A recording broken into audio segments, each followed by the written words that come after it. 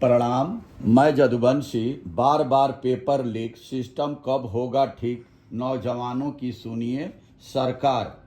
सन 1973 में सबसे पहले गुजरात में असंतोष की चिंगारी फूटी। मुख्यमंत्री चिमन भाई पटेल के खिलाफ बेरोजगारों को लेकर जो आंदोलन शुरू हुआ वह उनकी हुकूमत को ले डूबा। देखते देखते यह आग बिहार और देश के अन्य हिस्सों में फैल गई। युवाओं के इस उभरते आक्रोश को देखकर जयप्रकाश नारायण ने 1974 में संपूर्ण क्रांति का नारा दिया। हालात हाथ से निकलते देख इंदिरा गांधी ने 25 मई 1975 को इमरजेंसी लगा दी। सन 1971 में दुर्गा की उपाधि पाने वाली इंदिरा अब खलनायक थी। बेरोजगारी है और उसका समाधान होना ही चाहिए, लेकिन 1972 से 1974 का अनुभव बताता है कि इसे थोथी नारेबाजी से दूर नहीं किया जा सकता। उदाहरण के तौर पर बिहार को ले लीजिए। पिछले 3 दशकों से जिन लोगों की यहाँ हुकूमत है वह 1974 के आंदोलन की उपज है। अपनी सदिच्छाओं के बावजूद वे अपने प्रदेश के सभी बेरोजगारों को रोजगार उपलब्ध नहीं करा सके। दुर्भाग्य से भारत तो क्या, संसार के किसी भी देश के पास इसके कोई छिद्र विहीन नीति नहीं है।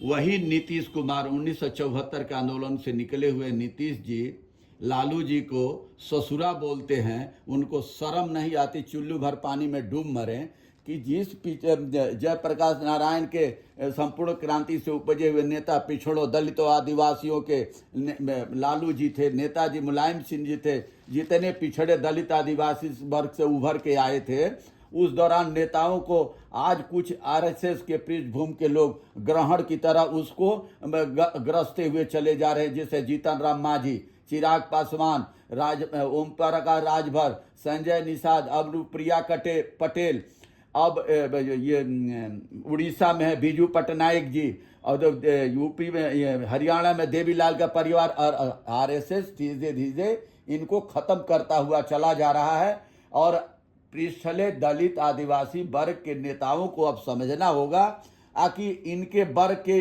लिए ना शिक्षा में कोई जगह है, ना स्वास्थ्य में कोई जगह है, और ना नौकरी में कोई जगह है। इस वर्ग के लोगों को जब जब पेपर होता है इस वर्ग के अधिकांश बच्चे पेपर फार्म भरते हैं। ये उच्च वर्ग के कुछ लोग पेपर लीक कराते हैं। इनमें वैसे 70 बार देश में पेपर लीक हो चुका है।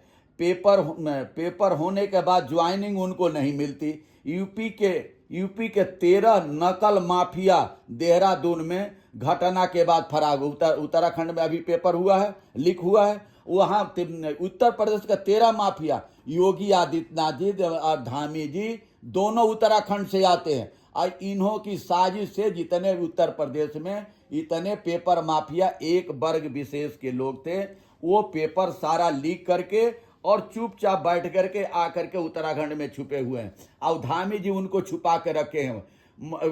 और विशेष एक वर्ग के ऊपर चाहे कोई और के ऊपर बुलडोजर योगी आदित्यनाथ का चल रहा है। और योगी आदित्यनाथ जी जितना ये पेपर लीक हुआ था, 50 लाख उत्तर प्रदेश पुलिस का फार्म भरा गया था। 60,244 जगह थी, उसका पेपर लीक हो गया। एक उच्च वर्ग के लोग थे जो पेपर लीक करने में माहिर थे, और वही वर्ग के योगी आदित्यनाथ जी हैं। क्या उन पर बुलडोजर कब चलेगा योगी आदित्यनाथ जी?